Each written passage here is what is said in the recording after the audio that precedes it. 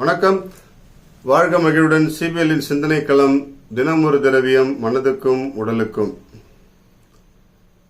இன்று நம்முடைய வாழ்க்கையில நாம் மறந்து போன சில விஷயங்களை ஞாபகப்படுத்தக்கூடிய நேரம் என்ன. அதுல ஒன்று பரமார்த்த குரு கதைகள் அப்படின்னு சொல்லிட்டு ஒரு புத்தகம் இருக்கு.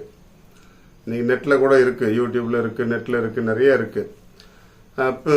கதை சொல்லக்கூடிய பழக்கம் நம்முடைய வாழ்க்கையில மறைந்து போய் கொண்டே இருக்கிறது. பெரியவர்கள் சிறியவர்கள் எல்லோருமே கதை சொல்லக்கூடிய பழக்கம் மறைந்து போய் கொண்டே இருக்கிறது. ஏன்னா நல்ல உணர்வுகளையும் நல்ல வெளிப்பாடுகளையும் கொடுக்கக்கூடிய கதைகள் என்று அதிகமாக பேசப்படுவதில்லை.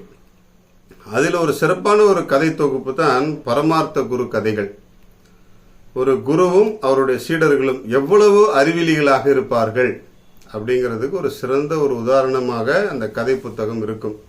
இதை எழுதியவர் யார்? அதுதான் மிகப்பெரிய ஆச்சரியமான உண்மை. என்னன்னா, வீரமாமுனிவர், பெஸ்கி என்று அழைக்கப்படுகின்ற வீரமாமுனிவர். அவர் தமிழர் அல்ல, ஐரோப்பிய கண்டத்திலிருந்து நம்முடைய தமிழ்நாட்டிற்கு மதப்பணிக்காக வந்தவர். அவர் கிறிஸ்துவ மறைக்காக வந்தவர். ஆனாலும் தமிழை முற்றிலுமாக கற்றாய்ந்து தமிழுக்கு இலக்கணம் எழுதி தமிழ் எழுத்துக்களை வகைப்படுத்தி விரிவுபடுத்தி தமிழுக்காக மிக சீரிய பணியை ஆற்றிய புனித வீரமாமுனிவர் அவர்கள் இந்த பரமார்த்த குரு கதைகள் என்கின்ற ஒரு கதை தொகுப்பை எழுதி வெளியிட்டிருக்கிறார். என்ன இதுல ஒரு சிறப்பம்சம்னா, முழுக்க முழுக்க நகைச்சுவையான கதைகள் தான். ஒரு குருவும் சீடர்களும் எவ்வளவு நகைச்சுவையாக தங்களுடைய வாழ்க்கையை கடத்துகிறார்கள் அப்படிங்கிற மாதிரி தான். முல்லாவின் கதைகள் அதை ஒத்த மாதிரி தான் இருக்கு. இதுவும் முல்லாவினுடைய செயல்பாடுகள் எவ்வளவு முட்டாள்தனமாக பார்க்கப்பட்டு பின்பு அதில் ஒரு நியாயம் இருப்பதாக காணப்படும். அதே போல்தான் பரமார்த்த குருவின் கதைகளும் தான். எதை செய்யக்கூடாது என்பதற்கு இந்த கதையில் நிறைய விஷயங்கள் இருக்கும். இந்த கதை தொகுப்பில் முடிந்தவர்கள் அந்த கதைகளை படியுங்கள். உங்கள் பிள்ளைகளுக்கும் குழந்தைகளுக்கும் எடுத்துச் சொல்லுங்கள். இன்றைக்கு பள்ளிகளில் கூட பாடங்களுக்கு கொடுக்கப்படுகின்ற முக்கியத்துவம் இந்த மாதிரியான கதைகளுக்கும் நல்ல பழக்க வழக்கங்களுக்கும் நன்னெறி சார்ந்த விஷயங்களுக்கும் கொடுக்கப்படுவதில்லை. இவற்றையெல்லாம் சொல்லி பாருங்கள். சொல்ல சொல்ல பிள்ளைகளுக்கு ஏற்றுக்கொள்ளக்கூடிய பக்குவத்திற்கு செல்வார்கள். வாழ்க்கையில் எதை செய்யக்கூடாது என்பதற்கு இந்த பரமார்த்த குருவின் செயல்களும் அவருடைய சீடர்களுடைய செயல்களும் நல்ல ஒரு உதாரணம். இந்த கதைகளை படிப்போம், பலருக்கும் பகிர்வோம். நம்முடைய வாழ்க்கையிலும் எவற்றை செய்யக்கூடாது என்பதில் தெளிவாக இருக்க இந்த கதை புத்தகம் நமக்கு உதவட்டும். படியுங்கள். படிக்க படிக்க இன்னும் நன்றாக நம்முடைய பக்குவம் மெருகேறும். வாழ்க மகிழ்வுடன். இன்றைக்கு நாம் வெள்ளரிக்காய் பற்றி பார்ப்போம்.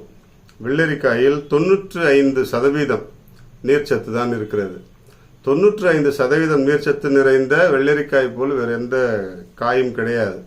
இதை சாப்பிடும் பொழுது நம்முடைய உடலில் அதிகமான நீர்ச்சத்து உற்பத்தியாக வாய்ப்பு இருக்கிறது. இது உடலுக்கு அதுக்கு பெயரே நீரேற்றி அப்படின்னு தான் சொல்லுவாங்க.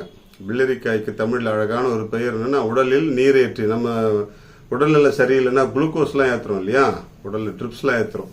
இயற்கையான நீரேற்றினா வெள்ளரிக்காய் தான். வெள்ளரிக்காய் சாப்பிடும் பொழுது நம்முடைய உடலில் சூடு தணிந்து நம்முடைய உடல் இதமான பதமான நிலைக்கு மாறுகிறது.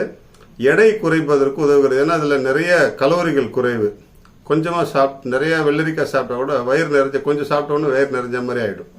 பசியை அடைக்கிடும். கலோரிகள் குறைவுன்றதுனால கொழுப்புகளை குறைத்து நம்முடைய எடையை சரியாக சீராக பராமரிக்க மிக சிறந்த ஒரு உணவாக பயன்படுகிறது வெள்ளரிக்காய்.